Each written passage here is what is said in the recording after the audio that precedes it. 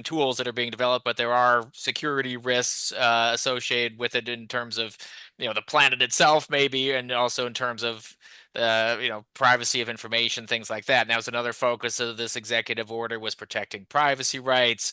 um, it, how is AI going to interact with the workforce and the labor force, and taking a look at how that was going to play out in the years to come, and how we might look at, how is AI going to impact the job market, that sort of thing. International relations were a part of that executive order in terms of trying to keep American company and the American government at the forefront of AI, and not rely on outside sources, because that, of course, it can be a security risk, a national security risk. Ensuring effective and responsible AI governance. And then, of course, the one that probably got the eye of the Trump administration was a piece on advancing equity and civil rights, right? And so they used the E word, the equity word.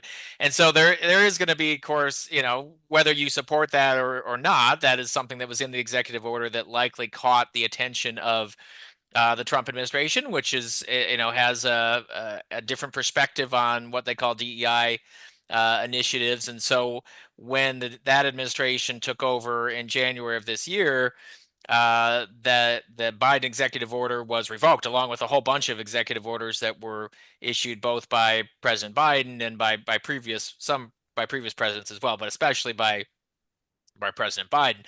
Now, that doesn't mean that the Trump administration is just saying, "Well, we're not going to do anything with AI." They had their own perspective about how to proceed, and so kind of concurrent or right around the same time as the repeal of that Biden order, the Trump administration published a new executive order called "Removing Barriers to American Leadership in Artificial Intelligence," and that was back in January. And that was kind of implemented, or at least kicked off the implementation of the Trump administration's AI policy. And what it did was it called for the creation of an AI action plan, solicited feedback from stakeholders, industry groups, private sector, government agencies, and said, 6 months, we want to lay out an AI action plan to, accelerate innovation, ensure American leadership again, and meet some other policy goals of the Trump administration regarding AI. That came out then in July, and so in July, that AI action plan was published, and it was meant to, quote unquote, achieve the president's vision of global AI dominance. We're not, we want to be the global leaders. They received 10,000 public comments in developing this plan, and makes over 100 policy recommendations regarding accelerating the innovation, building infrastructure, and maintaining that world leadership in AI. Last thing I'll mention, I should mention the bill as well, so I'll mention that in a second separately. But right around the same time as that AI action plan came out, President Trump then signed three executive orders that were kind of related to that action plan. One of those executive orders dealt with directing federal agencies to accelerate development of projects that would essentially lay the infrastructure for increasing use of AI and leadership in AI in the world. And then there was a second piece of that dealt with exporting AI technology, and how the administration believes that should be handled. The one that probably is going to get the most attention from the procurement community, the export one certainly will for those who have overseas sales, was the one that would then kind of tied back to this administration's view on DEI, as they would call it, or the equity pieces of the previous executive order. And that this Trump executive order, is called woke AI. Preventing woke AI in the federal government, which it is what it is. This is not an ideological podcast. Some people say that's exactly what we should be doing, and others would say it's not. But regardless, it is what it is. This is out there now. But what this is an executive order that says that federal agencies can only procure AI, the LLMs, that are objective and free from top-down ideological bias. And it basically says, there are two big picture principles we want any AI system the government buys to to keep in mind. And one is truth seeking, respond truthfully to requests for factual information or analysis while prioritizing historical accuracy, scientific inquiry, objectivity, and maintain ideological neutrality. And so, no, do not manipulate responses in favor of ideological dogmas. And the executive order give some examples, which, depending again on your point of view, some will say we're cherry picked, some will say we're just examples that are emblematic of a problem. But saying, hey, someone Googled and wanted a picture of the founding fathers at the Constitutional Convention, and it came back with a mix of genders and races and such, it didn't represent historical accuracy. And so we don't want that according to this executive order. So that's where we stand with that. You are correct then to mention that. Last thing I'll mention, I do want to hear from you, of course, Carol, and from Pamela, especially because this is something I just kind of follow mostly as a layperson and somebody who likes to read legal stuff, not as an expert. But there was in 2023 and again in 2024 a bipartisan bill was introduced in both House and Senate called the Federal Artificial Intelligence Risk Management Act. And what that essentially was a bill that would require both federal agencies themselves and federal contractors, vendors, to follow what are right now uh, uh, guidelines, so risk management Yeah. guidelines, AI risk management guidelines that are put out by NIST, that's the National Hmm. Institute of Standards and Technology. Again, it was bipartisan. It was introduced by, I live in Kansas. It was introduced by my senator, Jerry Moran, my former senator, Mark Warner, from different parties. But as far as I'm with you, Carol, as far as I understand, that bill, while it was introduced in both chambers and had support of members from both parties, has not been approved by Congress, and we're going to be done with this session of Congress at the end of the year here and into a new Congress in the new year. So we'll see how that goes. Yeah. One of the things I wonder about, Stephen, with this is because that came right after that proposed legislation came during the Biden administration, right after the executive order. Do you see this getting passed under the Trump administration? Because if it had some of those priorities from the Biden executive order built in, which are no longer the priorities, where does that leave the bill standing now?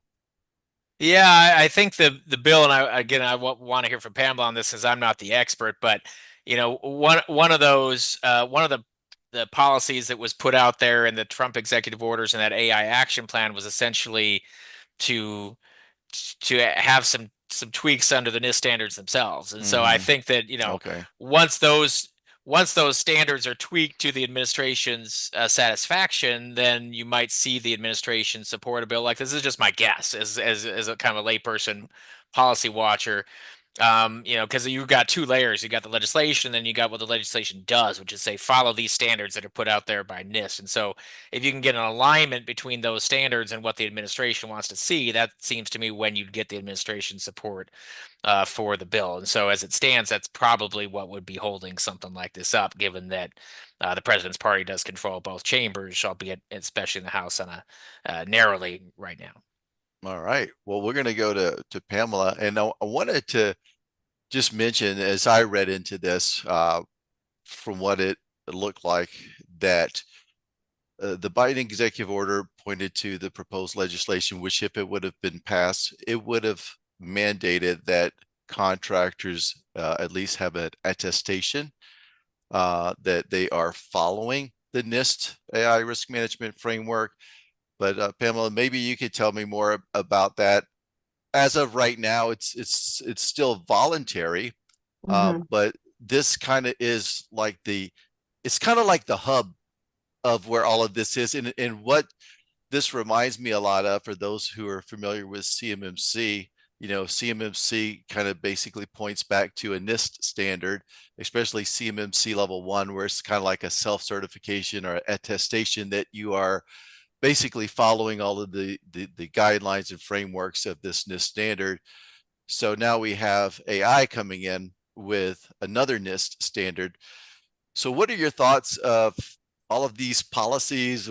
what Stephen discussed and where things stand as of now, and what advice are you giving to contractors that are maybe looking to bring an AI solution into the government? What should they be preparing for? Yeah, so that's a good question, and a complicated subject, but we'll try to help make it sensible here. Yeah, So, probably could be a whole webinar series, but give it yeah, to us in 5 minutes. right, right. It's a complicated subject, but here's the thing. So for me and my organization, I'll just use myself as an example. We pay attention to we know that the recent legislation and the most current legislation under the new administration is very focused on innovation. They're very focused on not stifling innovation. They want the U.S. to dominate, and they don't want to stifle innovation. So they talk a lot about governance, but without burden. So organizations get confused on, well, what does that mean if we are going to introduce less burden? I think I have three things here: innovation, infrastructure, and international diplomacy and security. So if you think back to the previous administration, they had similar concepts, right? They just emphasize more how to get there. So don't make sure you're paying attention so that you're not introducing harms. Make sure that you're focused on equities because the inequities is what attributes to harms. This administration, from everything that I can see, is they that I can't say that I can say that I was a part of the first Trump administration executive order on AI, where they talked more about trustworthiness. And then it talked a lot about trustworthiness. Equity was in there. All that was in there in the first one. For this latest one, that the recent executive orders, they get to it, but in a different way, right? So here they're talking about Americans need to dominate when it comes to AI, and how are we going to get there? Well, we're not going to spend a whole lot of time zeroing in on burdensome policies and regulatory requirements, although we know that that's needed. So the way that I read it is we know that that's still needed. We just need to figure out a lean way to get there. Now, that's the way I choose to look at it in my organization because we're going to stay ethical, right? We're going Yeah, to emphasize integrity. We're going to do all the things that we know we should do. So, I think the NIST risk management playbook is still applicable. I think the framework is still applicable. I think we should look at it. It speaks to the life cycle. We were just going through, in my organization, going through the life cycle the other day because we are building some AI solutions. And we were going through the life cycle, making sure that for every layer within the life cycle that we're looking at where are potential vulnerabilities. Because how do we mitigate the risks associated with those vulnerabilities? We don't need the legislation, the executive order to tell us that. We right. know that we need to do that, but we can crosswalk it back. I can crosswalk that back to the legislation because we want our innovations to be sustaining. They want our innovations to be sustaining. If we emphasize a few things a little bit more, like, we're emphasizing, you probably heard me talk about trustworthy speed, right? So they talk about speed. The administration speaks to speed. Hurry up and get something out the door. Fail fast. They don't call it that, but the executive order implies that, right? So do it, but do it swiftly. And we say trustworthy speed. Speed we can trust, right? So within our Mhm. organization and with some of the folks that I'm talking to. So I say try not to dwell on the try to remember what was in the executive order from the Biden administration. Definitely remember that. But try to look at how to bring that forward and tie it to speed and dominance. So, how can we take some of those same principles and practices and then tie it to what the new administration is really after, which is don't stifle innovation. Like don't stifle innovation. Now, I'm not going to talk about this woke stuff, right? Because I don't even know what that means. Like, I have no idea, really. I don't know what that means. I don't know where that came from. But what I can say is, I want solutions to be fair. I want ethics and equity and integrity demonstrated in our outcomes. So we put test processes in place to ensure that that's happening. and we make sure that governance is in place. And they do emphasize governance. They're not anti-governance. They just emphasize a lot of less bureaucracy. But we know that we have to practice common sense. And back to the NIST framework, if you look at the NIST risk management framework and their associated playbook from back, it was originated back during the first Trump administration, I think. If you look back at it, and if you look at some of the current things that they're doing, it's still all about safety and risk mitigation. Hmm. So I don't think we should omit it. I just Yep. think we figure out a way to do it with an eye on repeatable processes, with an eye on innovation, and just bring that innovation more out front. And don't ever set ethics aside. No way. Yeah, that's great. You know, a couple of things that you said kind of makes me think of something with regards to everything we're talking about. Because if you're looking at the executive orders and the revocations and this back and forth, you know, again, what sits at the standard is this NIST AI risk management framework. Uh, and I think that, you know, you were an SCS within the federal government, and um, just because it's not mandated that contractors go out and you know implement and attest to this at this time, I think it's still important that they can look to this document, because each individual agency, just because it's not mandated, doesn't mean that you might not see a solicitation where they're going to be asking you some questions. And I've seen some of these solicitations already where they're asking questions. They're encouraging contractors to use AI for efficiency, but they're also wanting to understand how they're using AI. So I think it's important to understand the framework and to have a look at the framework, to provide some kind of a guidance, because this is what's at the core. And I think it's what really all of the federal agencies had started to coalesce around when they are trying to adopt their own internal strategies, whether that be within the DoD or the Department of Energy. Is that kind of accurate there? Yeah, so yes, I agree with you, and it's a good point. So there's a couple frameworks I'll reiterate here. So with the NIST, you got plan and design, collect and process, right? Collect and process data, build, the build phase, the verify, right? The test, and testing is integrated throughout. At least for my organization, that's what we Mhm. say is we're testing and integrating throughout. You've got the deployment, so verify and deploy, and operate and monitor.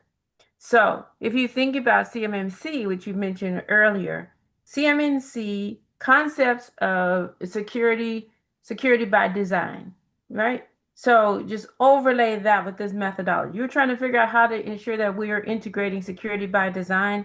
Look at this life cycle. Look at the AI life cycle. This is the life cycle. It truly is.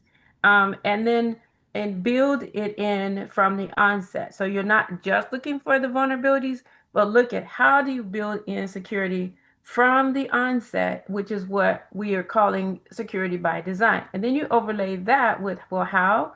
Well, think about zero trust. So when should we trust whom with what, right? And so, from an AI perspective, I'm caring about what kind of data are we going to be, what kind of data is going to be navigating through our systems? What's that data going to look like when it first enters, when it's raw, versus when it gets to an end user? And how is that data traversing? So what we're doing is we're building in, and then the framework speak to that. The CMMC does not necessarily call out AI, but you can apply everything that's in there Mhm. to what you would do with an AI solution, whether you are using it from a contractor perspective. If you're a contractor, you're not necessarily building an AI solution, then you're looking for, you should feel comfortable using AI to make your processes better and more Mhm. efficient. Use AI to make your own processes better. Do not give it FCI information. Do not. Like, do not give the AI models contract information. Do not, right? So remember to not do that. Everything that there, but that doesn't mean that you can't use it. So the things that we know that we should do not give it CUI information. Hold that within your own. So sanitize your data. Now Yeah. the models are intended to allure us into giving it more information. So that's where you have to be a good AI steward.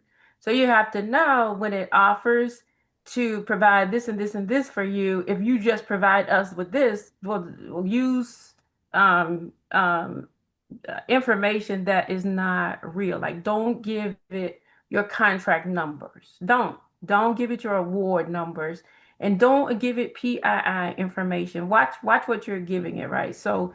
and it because it aggregates information. So you give it your name, your address over here, and then you turn around and give it some more information pertaining to your award over here, and it pulls information together. It's retaining information, and there goes your information that is released that you don't want released, right? Because there's a possibility for data leakage. So I hope I answered your question, but you can see where I was trying to help you see where CMMC is applicable. Yeah. I'm a contractor and I'm trying to do work for the government, and I'm wondering whether I can or cannot use AI. I say yes, we can, Hmm. but just be careful with the information that we share with the models. Even if the models are internal to our own organization, which you can do, you can make it to where it's internal. Check those controls. Go back to CMMC and check those controls, right? And see what it's saying as far as what information you can share with whom and how, and then apply those controls. Yeah. And that's a really great point. And the way that I look at this is that you're going to really have two types of contractors out there. Those that are bringing the AI solutions, which are going to have to go through a pretty rigorous process if they're developing AI software for an agency. I mean, first layer, you're probably going to have the CMC right there. Like, I think about it like a layer cake. It's like CMMC right there at the base, but then you're going to have the AI risk management framework on the top of that, because, and the more risk, of course, that's associated with the project, the more it's going to probably get scrutiny. And then you're going to have another side of the contractors that are not necessarily bringing the AI solutions in, but I think that this was what you were alluding to in some of those most recent comments that you mentioned, with what you don't want to put into the AI, because we're seeing contractors that are using AI in all phases of their procurements, from the pursuit phase. They're like using it for market research, for proposal development. And of course, if you've got some classified information, or even personally identifiable information like employees names and security numbers, you don't want to put that stuff in AI. You can use some of the proposal software in the right ways, but you also have to understand those systems as well. You have to understand the systems that you're using. How secure are they? Where is the data going? So as you're looking, so from one perspective, the contractors that are building those systems, even for the GovCon industry space, needs to be explaining the security that they've got built in. But as a government contractor, I know that, you know, people are using everything from Chat GPT for proposal writing all the way up to systems that were developed specifically for, writing government proposals with more of the security built into it. And so then we have the contract administration side. How do you basically, what are you using AI for to basically manage your contracts?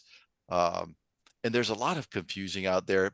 So I know that we're going to, be doing more topics on this. And I just had the good news is I had a conversation with Pamela on Monday, and we're going to be doing a monthly series just to talk about this, as well as having her come in and do some training with us next year, to really, for those of you guys who are wanting to navigate that, whether you're building an AI solution for government or you're just trying to figure out how to use AI in the right way in your GovCon pursuits and contract administration. We're going to be talking a lot more about all of those topics. So in that context, I want to turn first now to Stephen, and then we'll go to Pamela on what contractors should avoid. So we've already seen some things, if you're following any of the LinkedIn, I know Stephen, you've posted some things, you've commented on some posts where we've seen contractors used AI in protest situations, and they kind of were threatened with sanctions. And can you talk about some of the things that you should avoid that you've kind of seen people already kind of running into, kind of like a potential landmine, maybe not a landmine, but I they mean, it don't want could to be. do, yeah, It, so it could be. I mean, figuratively, not right. the actual exploding kind, but one that explodes figuratively for your business. Yeah, I mean, I think the first thing really gets to what you and Pamela were talking about, which is, taking information and putting it in an AI system to have that system use it and process it in some way for you. And of course, my background is I'm not practicing law anymore, but my background is a lawyer. And one of the things that contractors need to be thinking of, when they're engaged not just with the government directly, but with other contractors in a joint venture relationship, in a teaming prime sub teaming type relationship. Now we're seeing pop up, and this is how it should be. Provisions in those agreements that it specifically address the use of AI, because typically when you have a teaming arrangement of some sort between two companies that are both in the government marketplace, they're both in a highly competitive industry, and they tend to have, if they're doing anything close to best practices, some sort of non-disclosure agreement between them. That may be a separate NDA. It may be baked into a teaming agreement or subcontract or all the above if we're really belt and suspenders type people. But typically it says, here's the definition of confidential information, and usually it has a pretty broad definition of all the data that we're going to exchange regarding preparing a proposal or performing a contract or both, other than what might be subject to release because of the following, and list a few exceptions. Well, you know. eh, those exceptions have not usually been like, and you can put it in ChatGPT, and then ChatGPT is going to scrape it and put it out there in the world or whatever it's going to do Right. with that information later. And so what we're seeing is, folks who are writing these NDAs, especially with the advice of attorneys who are wise to the ways of the world in terms of advancing AI, they're putting in restrictions in NDAs, in teaming agreements, in subcontract agreements regarding how the parties can use AI.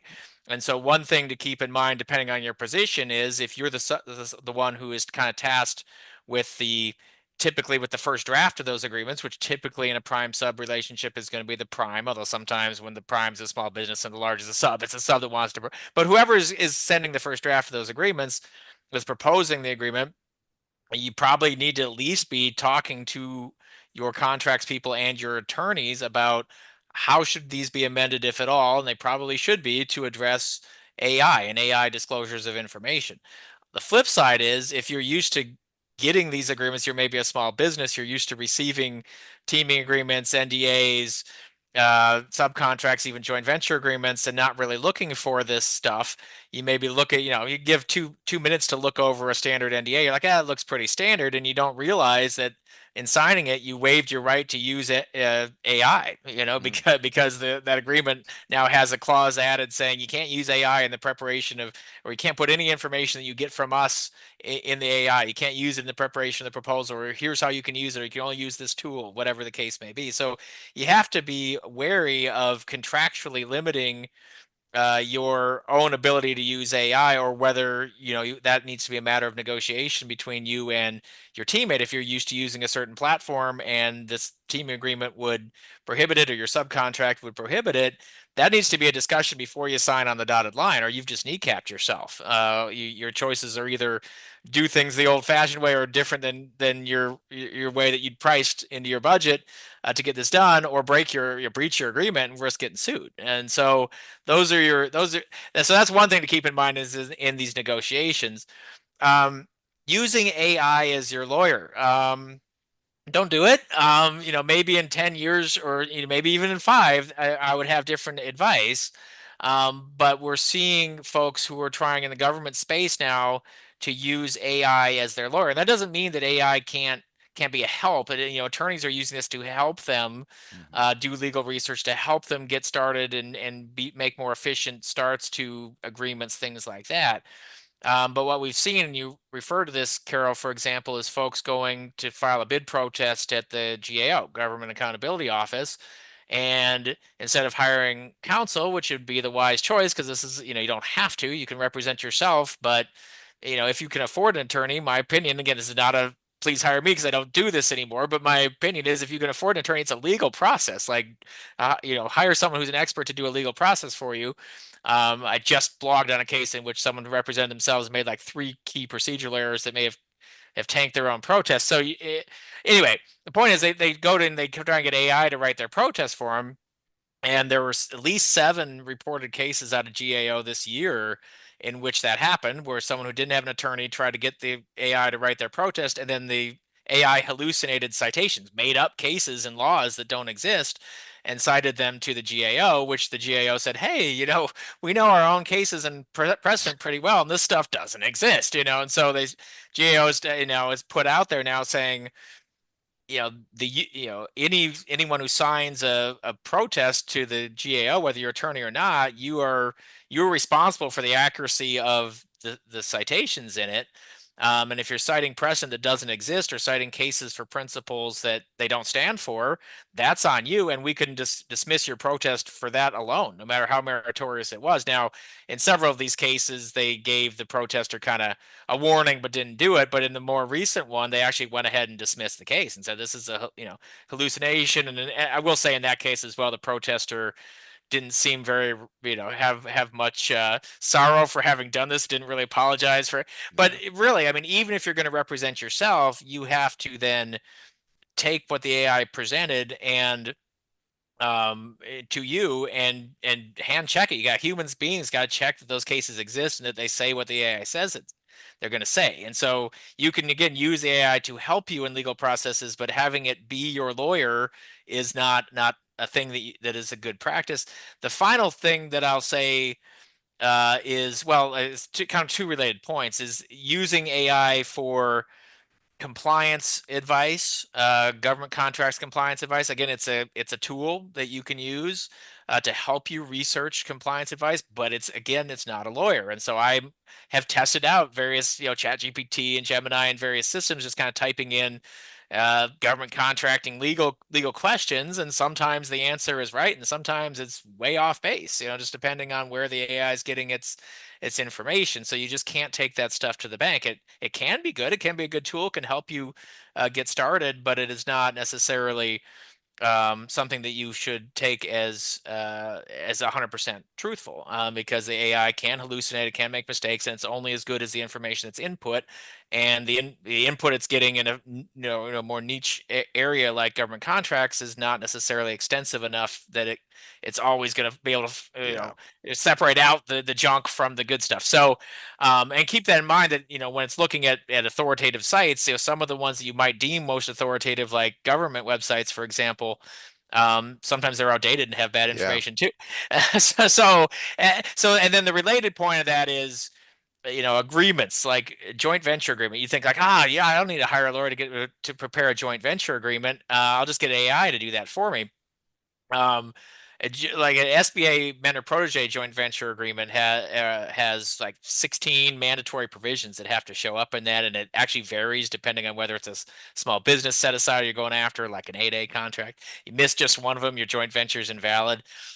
That's not an AI type thing that I would trust an AI to write it. I put that into these systems too and said, draft me an 8A compliant joint venture agreement and just leave blanks where I might need to fill in the information. And it was nowhere close. Now, I was able to get it closer by giving it more hints, like please follow very closely the rules at 13 CFR 124.513B or whatever, and then it would be like, okay, and then now it would get closer, but you have to know a little something to do that then already about the law. And by that point, so again, it could get you started, but if that's what you want to do, you still need to, because AI misses just one of those mandatory requirements for you, and if someone files a protest, your contract's going away. And so that's kind of my 2 cents on what some of the things I'm seeing on the kind of legal-ish compliance side on government contracts. I'm not in like the proposal writing world. I've never been there, so I'm not the best one to speak to that. You may be better on that one, Carol. But on the compliance side, that's kind of where I see things right now. Yeah. We'll go to Pamela. Pamela, what have you seen? And I will mention, I was actually at a conference out in DC last week, and met some really nice guys. They work for a company called Cletus, and this is a new proposal writing software. And even they were saying, you know, you have to have good content that you're putting into this tool in the first place. It's not going to basically just be like, write a proposal for me, look at this solicitation, right? But they're seeing contractors try to do that, and then they're calling them like, hey, why is this not working?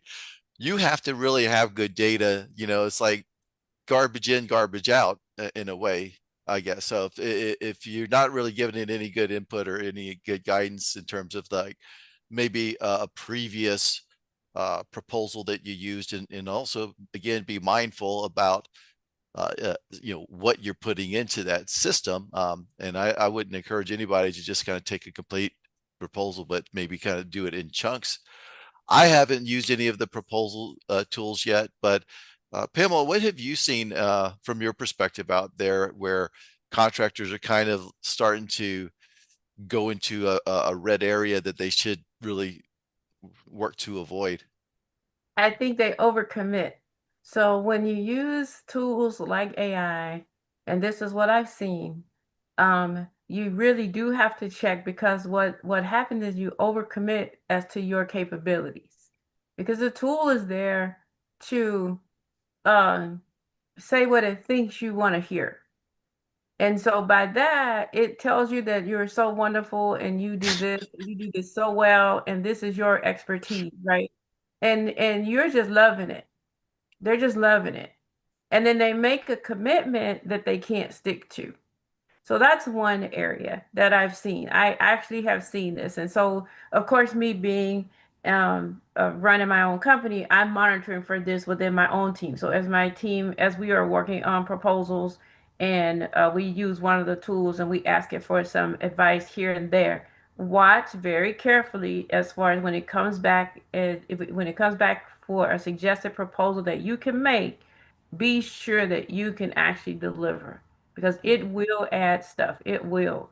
Um, the other area is in the area of not just taking your information that you give it, but sharing your information. So it does share your information. It does. It shares information is going out to data brokers. Information is just getting leaked, and it's shared abroad. So what I don't see enough is the diligence around how do we protect our privacy. I just don't see it. I just don't see it. And it's not a cybersecurity thing. It is a responsibility thing, right? We should take responsibility for how do we safeguard our information and protect our privacy. Now, I'm sure there's some things that maybe we don't care about, but I'm the kind that I'm not one for posting pictures out there of my family, my loved ones. I'm just not. Because but if that's your thing, that's fine. But be careful with government information or Mm-hmm. your friends' information or your co-workers' information. So I think we should be a little bit more protective of our information, not just our own, but our colleagues. And I still see issues there where we think we want to relegate that responsibility to a privacy SME or a cybersecurity SME, and it's not. It's our responsibility. So that's an area where I see now. I think that where I see good things is using it to help establish baseline SOWs, but don't make that your contract. So, what are some of the key things that should be included in a statement of work? Well, because you need a statement of work, even if it's you need a statement of work with government, but you need it also with your subcontractors, right? So if you've got contractors working with you, you still need to have a statement of work so that there's an agreement of the work. And again, be sure that you don't overpromise or overcommit. Those are the two main areas. I think that for education and training, using it, I've seen a pretty sensible use for establishing education and training content, as long as you don't leave it there, right? If it comes up with this proposed curricula, make sure you go through it So I still have this caution. Be sure we go through the content and it's something that we can perform. Mm, So that's really where I'm seeing it. I will say that um, data data lineage is always on my mind, and how we keep track of data that we feed the models, and are we understanding the outputs and how it's actually using the data. And so there just needs to be more work, but I just think if we have a mindset of understanding the traversal of the data and the use of the data, I would never use it like what Stephen was saying. I would never use it to establish a legal document for me. That's not my legal document. I don't even like calling AI my companion. It's not my thing, right? That's not, no, you're not my companion, right? So I think we just need to be really, really careful with that. And the reason why I don't see it as an issue anymore is because I think we're getting better. It used to be a time when I would hear people say, it's my companion, so I just rely on AI for everything, right? Tell what it tells me I do. I'm starting to see more stewardship around that, so I don't see that, because I have real issues with calling it a companion just because I just don't think the word fits. mm, So I think we're getting better at that, but I do agree with Stephen in that we don't want it creating legal documents for us and saying that this is the document. And so if you've seen like customer service, I've had some customer service experiences where I'll say this and then I'll stop. I've had some customer service experiences where and I think I am going to contact these folks and say, you know what, I think you should hire me. So here's what happened. So as an example, I contact a I contacted a vendor about something, and their agent wouldn't let me through to a person. And I was like, I want to talk to a person because what I'm dealing with is complicated. It had to do yeah. with moving and different things, and it just wouldn't let me through. And so I ended up making this big mistake, like booking an appointment and having somebody scheduled to come out to my home to pick up something when I wasn't quite ready for them to come, and they were going to pick up something, but not everything that I wanted them to pick up. And so I ended up calling like 4 or 5 times and finally got through to an individual. And I told them, like, okay, so like this wouldn't have happened if the agent had been able to get to a human, and this would have been settled. And so I understand that we want, from a customer service perspective, that we want the agents to really handle the situation. But what I don't see it, where I see the opportunities and where I am going to talk to this particular company, but it's happened more than once, is where is that human interception? Where Yeah. should it be, and how? Hmm. Like just because a person says I want to talk to a human being, okay, well maybe not, right? But when? When? Or do we just say, do I just call somebody and I say, I don't want to talk to an agent, I want to talk to a human being today. Should I pass it through? Like, where is that escalation?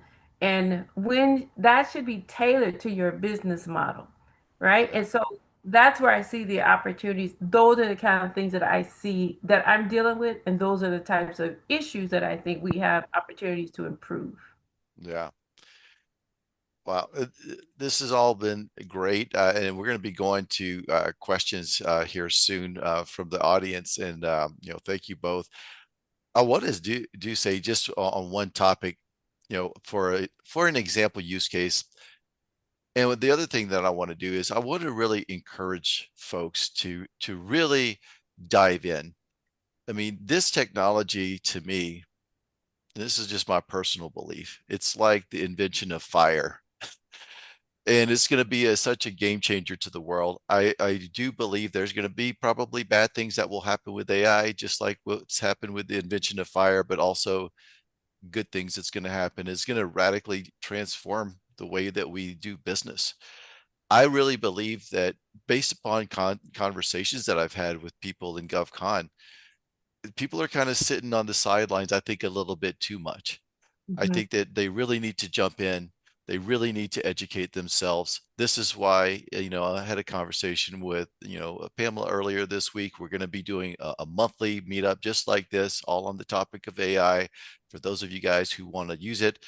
I worry about some of the contractors that are not employing the AI tools into their business, that they may be left behind. They may be disrupted, as their competitors start to align it and they're finding more cost savings and more value that they can produce to their end customers. And we know, especially with federal government, most of the procurements are all about best value. So I can see a lot of people being able to use AI to bring that best value solution in the future. And one of the positive aspects of it, as well as I see the ability of small businesses to be able to leverage AI responsibly, to be able to do things that they never really could do before. You just didn't have the bandwidth as like a 2-person or a 5-person company. And so I think what we're seeing is that, as the big corporations are laying people off, and I think we're seeing them laying people off a little bit too soon without actually keeping the human in the loop, and then bad things are happening. I see small businesses being able to now leverage it to actually do more and to even probably add more people to their team through the things they're going to be able to utilize. So while we talk about some of the cautionary tips, I just want to, let everybody know that really we're all on board 100% here in our company, and we're moving forward, but we're also wanting to do this in a safe and responsible way. We're building some AI tools to enhance our educational platform, and I'll be working with, Stephen and Pamela, and as we develop our own tools to make sure that we're doing it in the right way. Because at the end of the day, regardless of whether there's a law that says like this is mandatory, you've got to follow this or not, you really should look into that guidance, because at the end of the day, it's all about trust, I believe. And when your client is asking you, how are you using AI?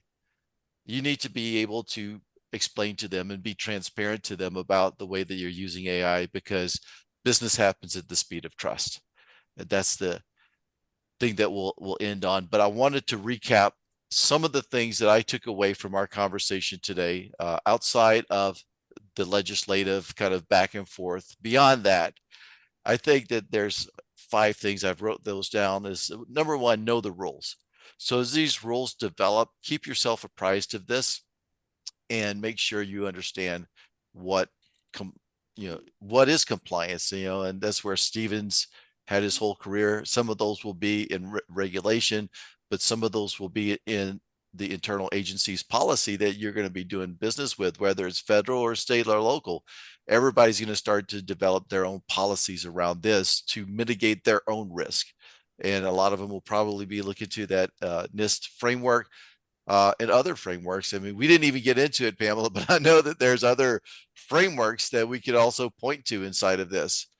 I think the second point here is to know the tools. So what tools are you using? For example, if you're using ChatGPT, that tool right there, if you're using a free version, they will use the data you put in there to train the models. It's going to go out to other people. If you're using a paid version, not as much. But there are also other tools that are AI. Basically all the tools that we use now are building in AI. You see the Microsoft, Google, Canva, Zoom, so where is the data inside of those tools? So that's what I mean by know the tools. Well, what are the capabilities that you can use and leverage within those tools that are already being built in with AI? But how are those tools being used, and how are they connected to other tools that, we don't want the data going out to maybe foreign adversaries, where the government's like, do not let the data go this direction. The other thing I took away is to protect your privacy as well as the privacy of your clients. And so don't put in, a client's data into a system that you don't know anything about, and you haven't communicated to them on how you're going to be using that data. So make sure you're doing that. Maintain a human in the loop. Right now we can't just blindly trust AI, so maintain a human in the loop means that if you're using AI to produce a document for you or anything like that, maybe you do use your AI tool to kind of put together a bid protest, but don't just throw it out to GAO. take that to your GovCon attorney and say, hey, here's kind of what our situation is. I kind of put this document together, but maybe that will save you some hours of time. Maybe that'll save you a little bit of money, but like let the expert be that in reviewer on that if you are not. And then the last bit is just to kind of keep yourself informed by engaging in continuous education, but also encourage each member of your team to learn about this as well. And I know, again, we're going to be having more sessions on this with Pamela and other folks about the education that you guys will need out there to, keep yourself informed as business owners, but also you're going to want to be able to educate your team on the proper usage of AI and be able to set policy for your team and your own internal guardrail. So anything that I missed to that, Stephen or Pamela? Well, I'll defer to Pamela first. What you got anything to add there, Pamela? I think that use cases are important. The organization should think through what use cases make the most sense for their organization and honestly, develop an AI strategy. And I think if we can think about that, make it really simple. It doesn't have to be overly complicated, but what's our strategy? What do we want to use AI for? What does it make the most sense? When does it not make sense? Because we all should be using it. If a client asks me today, how am I using AI? And I say, I don't, that's a red flag. Yeah, and I think I would just go back to the point you made, Carol, about, small businesses and how AI can be a tool to help level the playing field a bit. I mean, I think it's every bit as groundbreaking as the internet, and think about how that has helped countless entrepreneurs and small businesses level the playing field against the behemoths in their field. I'm an example of that. I started a small law firm that competed with larger firms in the government contracting space, and I couldn't have done that without the ability to get to reach a national audience through blogs and Yeah. newsletters and things like that. I would just be a random dude at that point. So, I think AI is going to be every bit as groundbreaking in terms of offering those opportunities to ethically and wisely take advantage of those tools to level the playing field somewhat for small businesses, for startups, for entrepreneurs who are willing to jump into the waters and maybe compete in a way against established businesses that they maybe couldn't have effectively have done before. Awesome. Well, hey, thank you so much, Stephen and Pamela, for all of the great tips and advice. And for you guys that have joined us today, I know you guys have some questions, so we do have a live Q&A that we've got 20 minutes left. So if you guys want to ask questions of these two experts that we've got here today, please do take advantage of that. We've got a Q&A box. You can put your questions in there. If you want to use the little raise your hand tool that's down in the control panel, if you want to come on live and have us unmute your mic, we could do that as well. So let's get to some questions. So let's see, first question. Is there a sense of where legislation is heading in terms of AI? Is there a possibility that there could be federal rules that govern all 50 states rather than separate legislation for each state? Additionally, what recommendations for how vendors could safely and effectively leverage AI in their business operations? Yeah, let me handle, to discuss the first part of that question, which I have a little better handle on, and then of course we want to hear Pamela's thoughts on that, and then it sounds like the second part would be a great one for Pamela perhaps. But so yeah, I do think that there is definitely the potential for this is obviously very fast moving, but for the federal government to kind of step in and preempt state governments in this field. And that is a doctrine that the federal government has the right, it's the supreme authority. And as long as it's constitutional, and it usually is, this would relate to interstate commerce. So it undoubtedly would be um, that the federal government could step in and kind of preempt state laws to make it a level playing field across, this entire 50 state country of ours, instead of having a hodgepodge of different laws in different jurisdictions, which of course we're seeing in some cases. Folks who are selling in California may have to abide by one set of rules, where if you're selling in Mississippi, you wouldn't have, or wherever the case may be.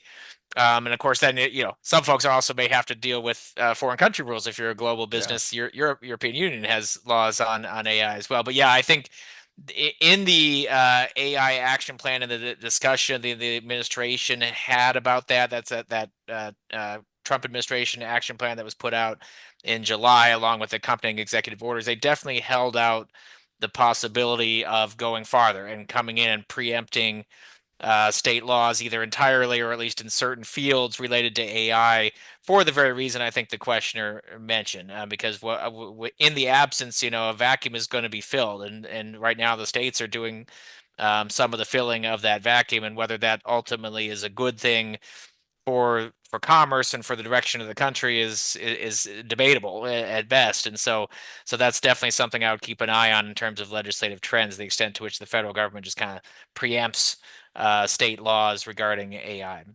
Hmm. Yeah. You got anything to add to that one, Pamela? I I see it as the states are doing what they're doing because there isn't a consistent playbook from federal yet. And so they're doing what they have to do.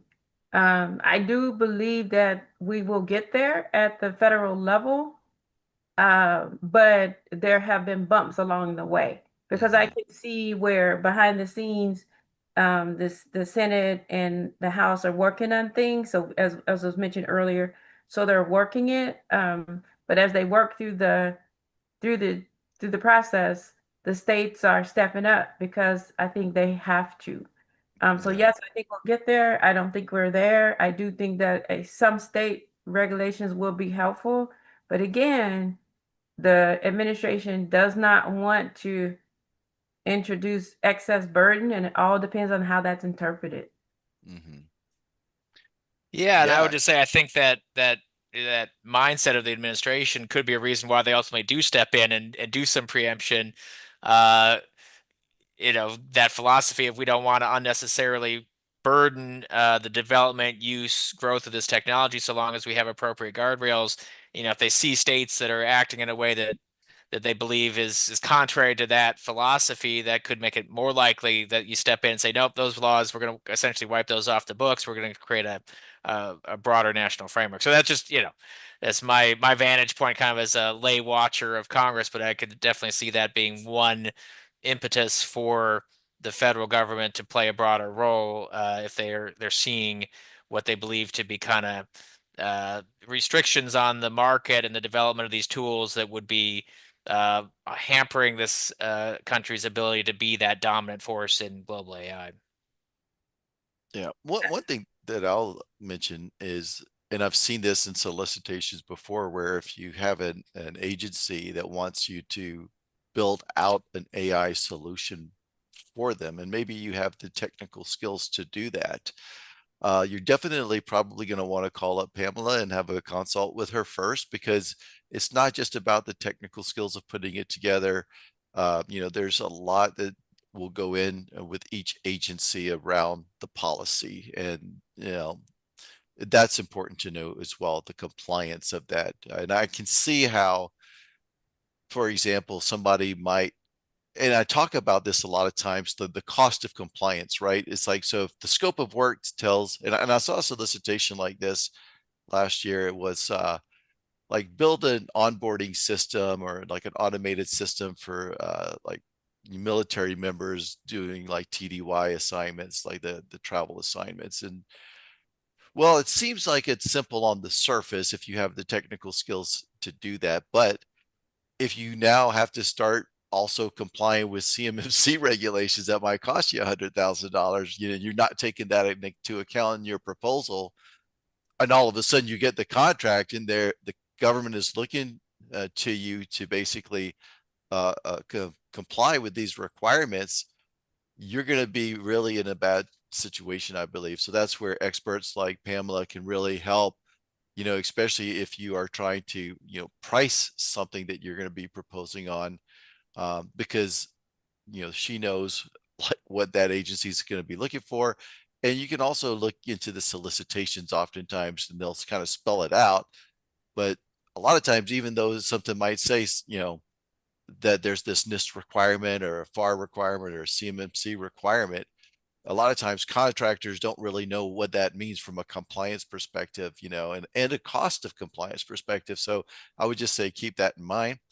The next question is, can you spell out the risk that keep being referenced and how to mitigate them? Also, can you give the criteria of what ethical AI implementation is and an example that illustrates that and one that illustrates not doing that?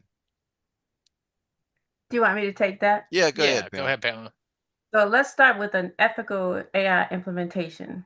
So let's say um, that we want the model to identify users that are qualified to enroll in a class. So what we want to do is we want to look at and we want to look at how we evaluate the qualifications for the class. Are the qualifications based on how many years of education the person has? Are the qualifications based on the criteria set aside? And what does that criteria that is set aside really look like? Is there anything in the qualifications for enrollment that has to do with your nationality? So when you start to get into, okay, only certain groups can enroll in this class based on their nationality or based on their political preference, you're getting into unethical things because it shouldn't matter, right? Now, where it becomes subjective is dependent on the type of training, depending on the type of organization and the intent of the organization. But if you're dealing with ethical solutions, you don't want those solutions uh, uh, to exclude others for like political reasons, for because of my race. You don't want that. And so you want to make sure that you don't build those types of things into the model. You don't want to say, for instance, if a address is X, that this student is excluded. This student is by default excluded from being eligible to enroll. Now we think that these kind of things don't happen, but they do. And some of it is not intentionally, some of it is based on historical data, for instance. So you want to be careful that you are understanding your ethical policies within your organization and that those ethical policies carry forward. Every organization has ethics. Make sure that those ethics, those rules are carried forward into your models and into your decision making when it comes to adoption of models. I hope that helps. Yeah, That's great. great. Good example. Next question, how trustworthy are CLM tools that use AI assisted redlining and risk flagging where their agents are custom agents specifically trained on thousands of legal documents, not just generic LLM? Yeah, I really can't answer that. I don't have any experience with those tools, so I unfortunately can't speak to that. All right. My legal practice ended about 3 years ago, and those tools weren't being used in so I'm sure if you ask somebody who is practicing now, but to use said tool, I'd have to pay for it. So, and I have no reason to right now. So, unfortunately, I can't give you any read on that. It's a fair question, but not one that I'm able to answer. Pamela, you have any thoughts on that one? No, I think I want to pass on that one. Okay. Then maybe they can follow up with me one-on-one. Yeah. By the way, before we go, we've got one more question. Pamela, if you want to put your contact info in the chat there for folks if they want to reach out to you if they're looking for some advice or anything, that would be great. Also, you guys can email us at support@govology.com at any time you want to reach out to one of our experts. We'll be happy to connect you with them. So here's the last question. When Pamela says data gets leaked or shared, is she saying that companies that offer AI solutions do not protect customers' data even when they promise to not do that and have security certificates like SOC 2, etc.? So what I'm saying is, I don't know if there was a recent communication in the news about Meta For instance, and Meta, this is just one example. Meta announced it came out that Meta was using the information from the models for other reasons, right? So for advertising, I think was in this particular case they were using it to drive to influence advertising and giving the information to advertisers. Mm. So we have to be very careful when we're reviewing the data use agreements and when we are using the models to understand how they are going to use our data. That's what I'm saying. So so in this particular case, I don't know if Meta announced it. I have to go back and check my notes if Meta announced this or if others discovered this and it came out. But regardless, this is happening. So our data, when I say data is getting leaked, I'm saying that our data is being either distributed by the solution providers and being used for marketing and sales purposes, Mm-hmm. or there's a leak from the cybersecurity perspective, and that is where you bring in your cybersecurity stewardship. So that's where Yeah. CMMC is going to come heads down because Yeah. that is like the cybersecurity type of data leakage that we don't want to happen. So then you're dealing with breaches and those types of things, and so that's where your SOC and cybersecurity and data poisoning, understanding like AI specific threats like data poisoning, how that can happen, what are some things we can do to help prevent it. And then also, when I mentioned earlier about making sure that we understand who has access to the models Yeah. and who has access, even like the new. So I'm kind of going off here, but I promise I'm not. The new the current administration, they're not new anymore. The current administration speaks to open weights, and so technically, if you think about open weights, I'm not going to get technical here. But if you think about open weights, think about a prescription for glasses. And my prescription for my glasses is there's a certain prescription there. And if that prescription changes or if it doesn't get applied properly, my vision is blurred, right? Mm-hmm. Well, think of weights as that part, the prescription. Mm-hmm. So we don't want anybody changing the weights.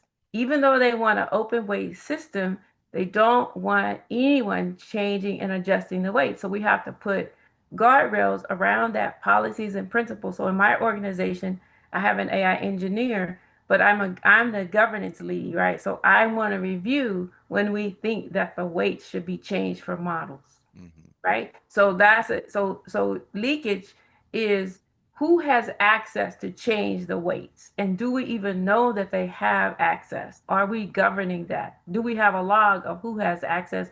And when the weights change, do we know? Right? So that's how you prevent Mm-hmm. that kind of stuff. Yeah. So a lot of that goes back to just more cybersecurity.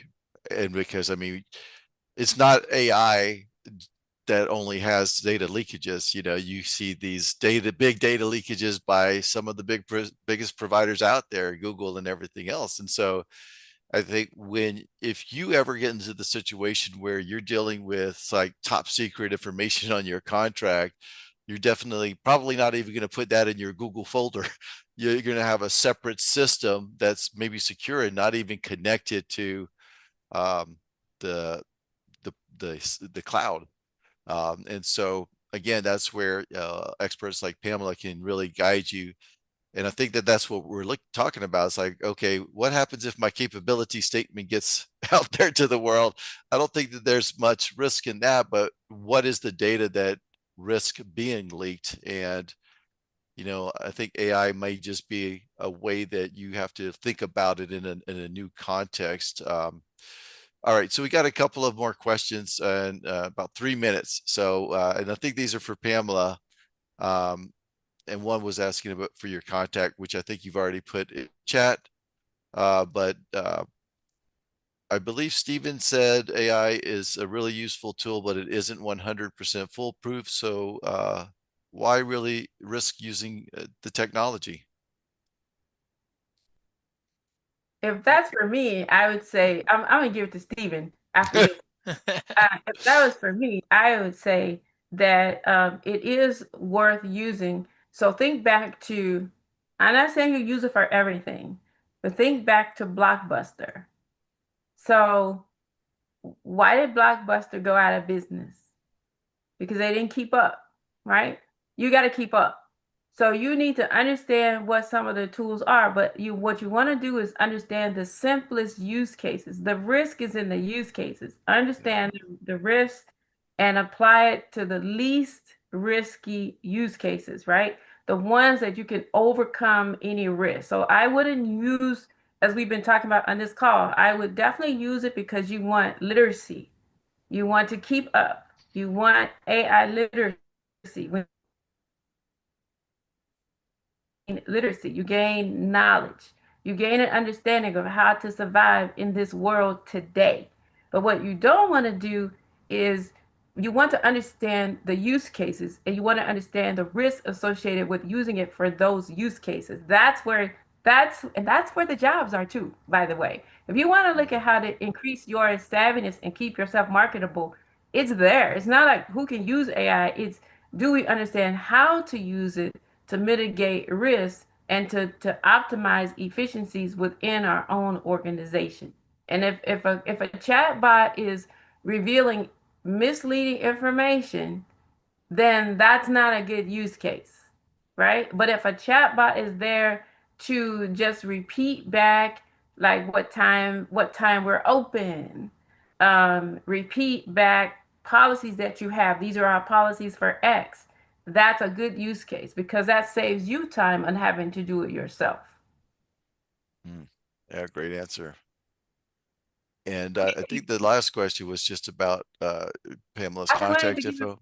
I got to give it back to Stephen. Stephen. Oh yeah, I guess well, since that was my no, I think that's a good question. The question did mention my name there. I think on the legal compliance side, it's just the difference between using the tool to help be more efficient or more effective versus outsourcing your entire legal strategy and Mhm. output to a robot.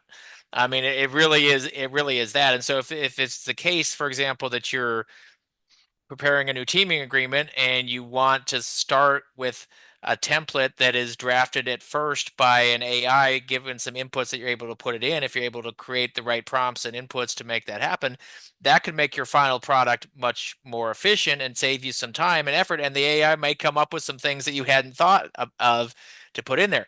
If you just take that, pull that off, put it in PDF and send it off to your partner, now you're outsourcing the human thinking part to this tool. Now you've gone too far because the AI might have messed up. It might have put things in there that don't belong in there. It might have left things out that should be in there. It may not fully understand the specific relationship that you want that agreement to be used for, et cetera, et cetera. So I really think it's using these tools in a smart way, from my perspective, that increases your efficiency, that may increase your ability to think of things that you wouldn't have before, versus taking it and replacing your own critical thinking skills and your own double checking, to completely use the tool to do things that still need human input. And that's where I think folks Yeah. have gone astray in the compliance and kind of agreements protest type realm. Yeah, and I'll leave with one use case example about the why use it. Think about if you're trying to increase the number of contracts that you're winning. Let's just say on a monthly basis, you can do one of two things. You basically can increase the win rate on the contracts that you're winning. So let's say if you are going after 25 contracts a month, your win rate's 10%. If you could double that, then that's one way to get, help you increase your contracts.